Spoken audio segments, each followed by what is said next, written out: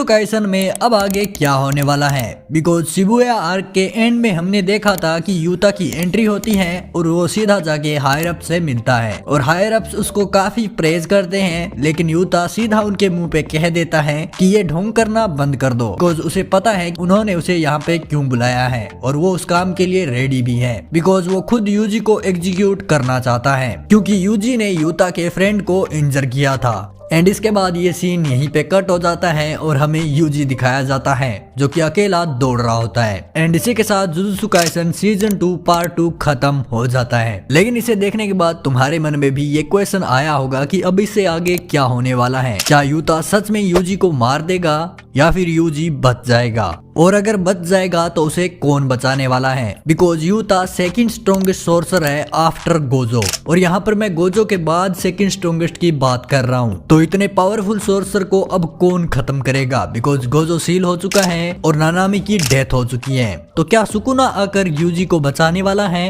और हमें Sukuna versus Utah की फाइट देखने को मिलेगी? तो क्या क्या होने वाला है वो सब कुछ बात करेंगे हम आज के इस वीडियो में, बिकॉज ये पूरा वीडियो बेस होने वाला है यूजी एग्जीक्यूशन आर्क पे, जो कि सीधा शिबुया आर्क के बाद टेक प्लेस करता है। एंड इसके बाद मैं पूरी जुजुत्सु काइसन मांगा हिंदी में एक्सप्लेन करने वाला हूँ, बिकॉज मैंने YouTube पर जुजुत्सु काइसन मांगा का फुल्ली एक्सप्लेनेशन वीडियो काफी सर्च किए, लेकिन मुझे कोई ऐसा सेटिस्फाई रिजल्ट नहीं मिला। किसी भी वीडियो में कोई भी आर्क एक्सप्लेन हो रही होती है, लेकिन हमारी इस सीरीज में ऐसा नहीं होने वाला, बिकॉज इस सीरीज में मैं तुम्हें सारी आर्क एक एक करके एक्सप्लेन करने वाला हूँ, जिससे कि मुझे पता है तुम्हें काफी मजा आने वाला है। इसीलिए अगर तुम उन वीडियोस को मिस नहीं करना चाहते, इस चैनल को अभी सब्सक्राइब कर दो और इस वीडियो को लाइक कर दो, और हम स्टार्ट करते हैं आज का हमारा यूजी एग्जीक्यूशन आर्क।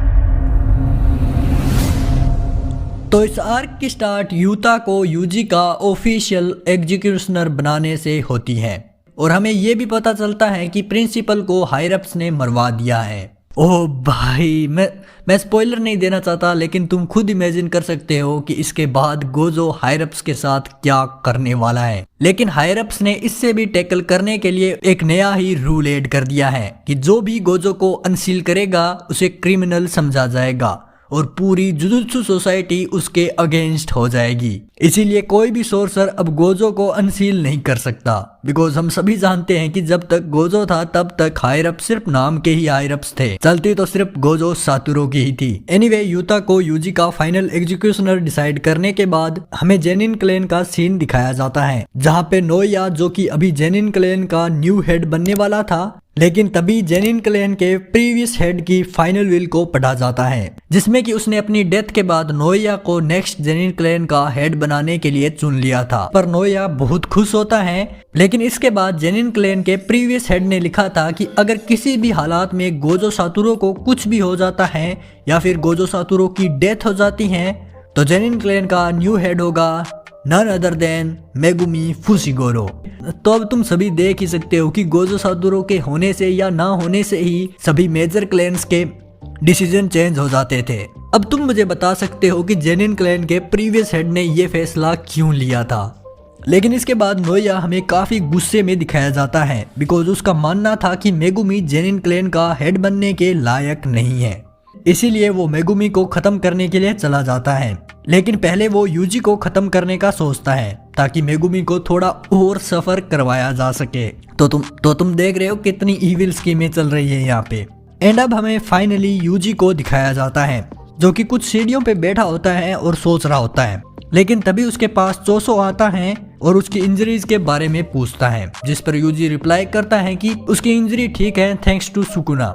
एंड इसके बाद वो रिवील करता है कि सुकुना मेगुमी को लेकर बहुत ही बड़ा प्लान कर रहा है और कुछ बहुत ही इविल प्लान करने वाला है, इसीलिए सुकुना को जितना हो सके मेगुमी से दूर रखना चाहिए। और इसका मतलब है कि मुझे खुद को भी मेगुमी से दूर चले जाना चाहिए, बिकॉज अगर मैं मेगुमी के पास रहा तो वापस वो शिबुया वाला इंसिडेंट हो जाएगा। मैं वापस इतने सारे इनोसेंट लोगों की जान नहीं लेना चाहता। इस पर उसे चोसो समझाते हुए बोलता है कि शिबुया की डिस्ट्रक्शन का कारण तुम नहीं सुकुना थे, जो कि कहीं ना कहीं चोसो यहाँ पे सही भी है, लेकिन यूजी उसकी इस बात को नहीं मानता।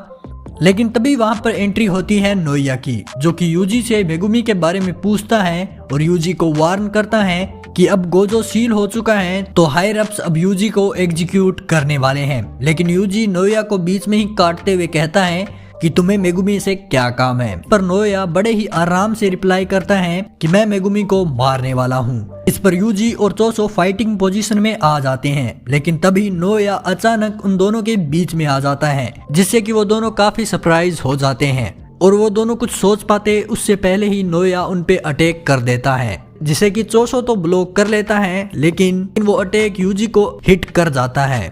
पर जैसे ही वो तीनों दोबारा फाइट के लिए तैयार होते हैं, तभी वो एक बहुत ही ओवरवेलम प्रेजेंस को सेंस करते हैं, जिसे कि सेंस करते ही यूजी सोचता है कि ये प्रेजेंस काफी सिमिलर है गोजो सातोरो से, बट ये प्रेजेंस काफी डार्क एंड क्रीपी भी है।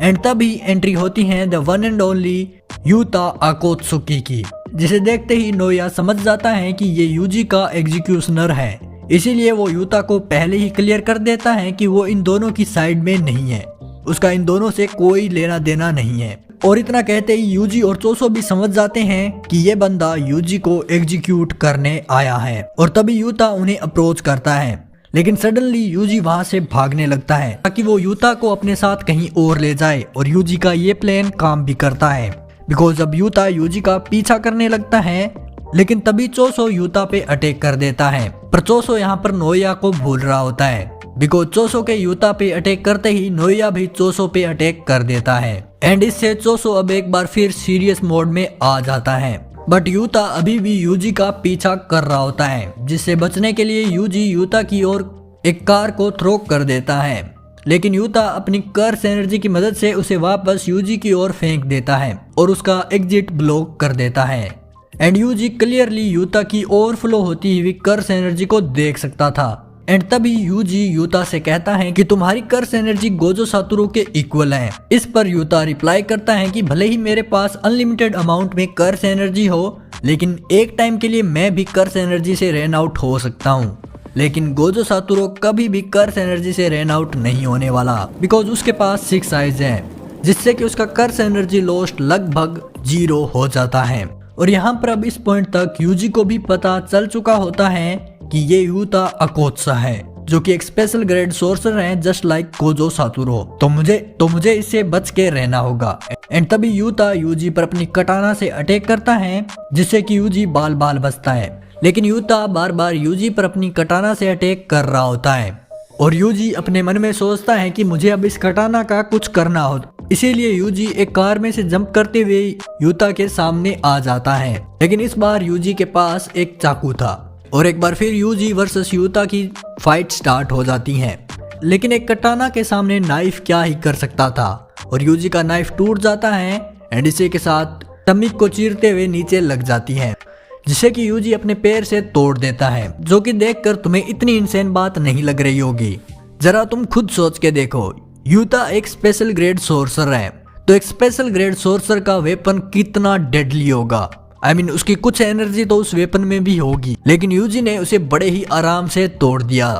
लेकिन यूता को रोकने के लिए इतनी ही पावर काफी नहीं थी, को जैसे ही यूजी यूता की ओर अप्रोच करता है, तभी एक बड़ा सा हाथ यूजी को पीछे से पकड़ लेता है, और यूजी अचानक से ही एक बहुत ही डार्क प्रेजेंस को सेंस करता है, और यहाँ पे एंट्री होती है रीका की। देखकर यूता कहता है कि मैं बस इसके साथ खेल रहा था, पर क्या तुम इसे यहीं पे पकड़े रखोगी। एंड एट लास्ट यूता अपनी कटाना को यूजी की चेस्ट में डाल देता है, एंड इसी के साथ यूजी के मुंह से खून आने लगता है, जिसे देखकर सुकुना भी एक बार को हैरान हो जाता है, लेकिन इसके बाद वो अपनी क्रीपी सी स्माइल देता है, और हमें चोसो वर्सेस नोया की फाइट को दिखाया जाता है, जो कि अभी भी कंटिन्यू हो रही होती है, और चोसो अभी तक नहीं समझ पाया कि नोया की कर्स टेक्निक क्या है, बिकॉज जैसे ही चोसो उस पर अटैक करने वाला होता है, वो दूसरी जगह पे अपीयर हो जाता है,